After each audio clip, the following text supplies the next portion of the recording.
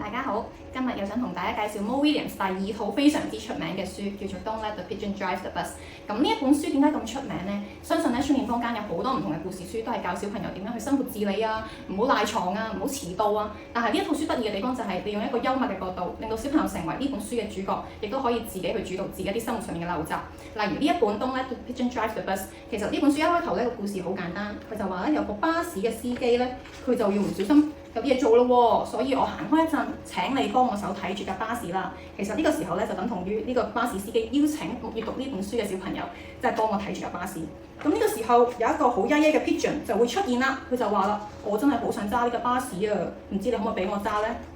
其後佢就用盡佢一切嘅方法、遊說伎倆，去令到閱讀緊呢本書嘅小朋友，令到佢咧去俾佢揸呢個巴士。咁但係開頭閱讀緊呢本書嘅小朋友 suppose 應該知道，其實咧巴士司機落咗 order 唔可以俾 pigeon 揸個巴士嘅喎。究竟小朋友閱讀緊嘅時候，可唔可以提出一啲方法，令到呢個 pigeon 乖乖，而且可以滿足到識巴士司機俾佢要求咧？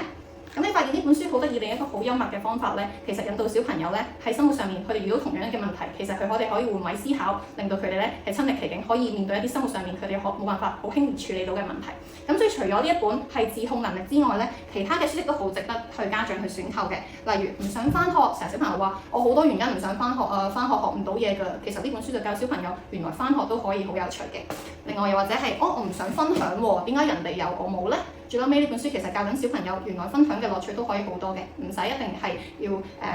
我哋學識分享嘅樂趣，係啦。另外就係可能好多小朋友唔中意沖涼嘅喎，咁呢本書佢亦都透過一個好有趣嘅方法，當小朋友嘗試咗沖涼之後，佢發現哇，原來沖涼真係好好玩嘅喎，結果留低咗喺個浴室入邊，好耐都唔肯出翻嚟。係啦，咁你見到所有嘅主題都係同小朋友平時我哋而家生活息息相關，但係佢哋就會用咗一個換位嘅角度，令到小朋友意識到原來咧我哋只要嘗試，只要佢努力咧就可以改變到自己而家嘅現況㗎啦。咁所以呢一套書咧都好值得一啲